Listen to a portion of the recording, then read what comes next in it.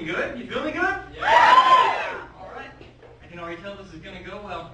You guys are 10 times nicer than my last crowd. The last time I took the stage, before I even got to the microphone, some drunk in the front row says, "Asshole!" I'm like, seriously, how can I offend somebody before I even say a word? Is it my swagger? I got too much thrust in my swagger? No, that can't happen. You can't have too much thrust in your swagger. You know what I'm talking about? So then I'm thinking maybe there's a hole in my pants. Maybe she's just trying to, subtly let me know so I don't get embarrassed. It's probably what she sees. But that wasn't it either. Then it hit me. She's a heckler. And that sucks. I can really throw a comic. Not me, though. I know how to deal with it. I can handle my business. I stopped what I was doing. I stared her down. Stared her right in her eye, because she only had the one. And I said, "Grandma, shut up! I'm going to wait in the car." That's right, no free rides. It's my fault, because I brought her.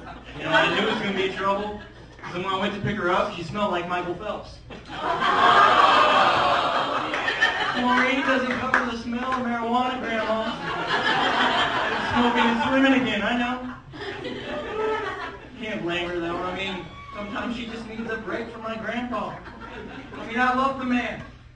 But really, it's getting harder and harder to convince him that the neighbor's yard gnomes aren't trying to steal his Snapple. It's ridiculous. He spends hours at the window staring at him. Ah, look at that little fella. All right, it's not Scottish, but I like doing the accent. Oh, look at the one pushing the wheelbarrow. Where are you going with that? You stealing my peach raspberry? Grandma, she's messed up. She just offends the yard gnomes. Leave him alone, Abner. He's been working in that garden all day long. He's thirsty. Grandpa's like, well, he should get a job then. I've been watching that garden for 20 years. Not one thing has grown from it. Ridiculous. I have tried to explain to him. My grandpa, gnomes aren't real. They're folklore. They're like unicorns, Ryan Seacrest, or the Easter Bunny. Yeah, they just don't exist. And he shot me a look. He looked like Joaquin Phoenix and David Letterman interviews.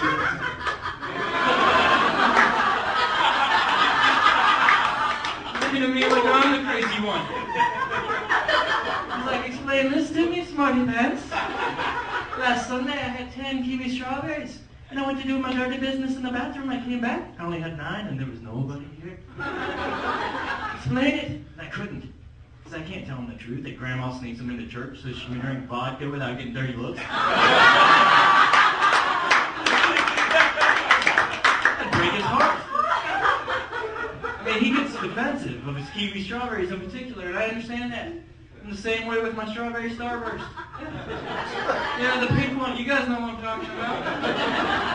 Yeah, they call it the pink one because you only get one. Get a whole pack. On a lucky day, you might get 2, but you better buy a Powerball ticket.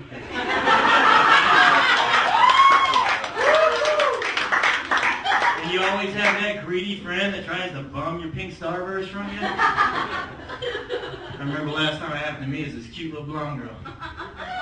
She's over there talking with her friends, plotting. She's like, oh, he's eating an orange one. That's gross. They really eat those? Oh, yellow. That's even worse. Oh, I see a pink wrapper. I'm moving in.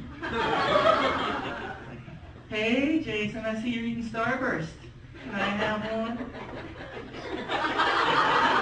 Yeah, I gave it to her. But before I could feel remorse for it, a miracle happened.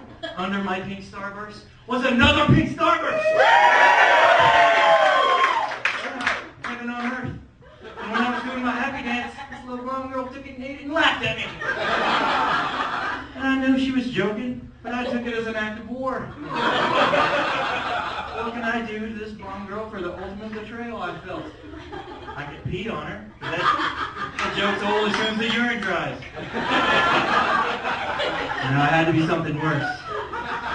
So I befriended her. Yeah, I made her fall in love with me and I asked her to marry me and she said yes. Now she's going to be part of my family. And I'm introducing her to everybody. Yeah, crazy Uncle Chuck who still eats paint. And every Thanksgiving, we're going to be at my grandparents' house looking for our nose. For the rest of her life. That's what happens when you still mop pink Starburst. Animal business. And now I got a wedding to pay for.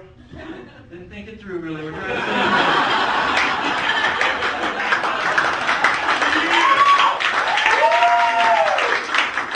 We used to go out to eat quite a bit. One of my favorites is Chinese restaurants. You guys like Chinese restaurants? Yeah, I would never go to another one. It's not the food. It's the fortune cookies. They scare me. Yeah, sometimes they're innocent enough. Small little truths everybody knows, but it's funny when you read it. I got one that said, "Girls fart too." Yeah, you do, honey. I've forgotten. Not much of a fortune. But then sometimes you get the ones that are they hit a little close to home. They sting a little bit. I got one the other day. It said, "You don't fully appreciate everything your parents do for you." In bed. You guys do the in bed thing too. Takes the sting out of it. The last one I got was ridiculous though. I swore I would never go to a Chinese restaurant. It said, "Mr. Beatty, we have kidnapped your daughter. If you ever want to see her alive again, you'll tip the waiter 300%. I had to think about that. Because for one, it's a buffet. All he's really doing is refilling my drink. It doesn't deserve a 300% tip, does it? And then two, I don't even have a daughter. You know, so that made it weird, but I think we all know the Chinese are magical. We've seen Crouching Tiger, Hidden Dragon. We know they can fly and stuff. They probably went into the future and kidnapped my unborn daughter. I don't think that's too far out there. So what did I do? I joined a gym. Yeah, when that future guy comes for my daughter, I'm going to be ready. I talked to my trainer. He's like, "Jason, what we need to do is get you back down to your fighting weight." Which I think is weird because last time I was in a fight was in 3rd grade. So by his calculations, I have to drop about 100 pounds.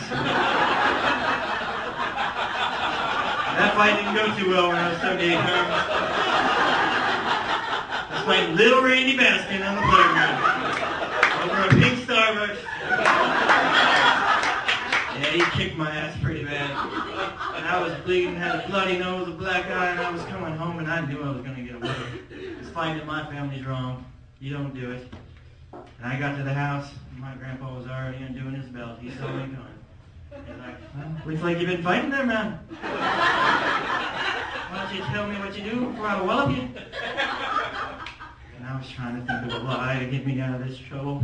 I was looking around, I'm like, "Yard gnomes jump me." I'm getting ready, that's all.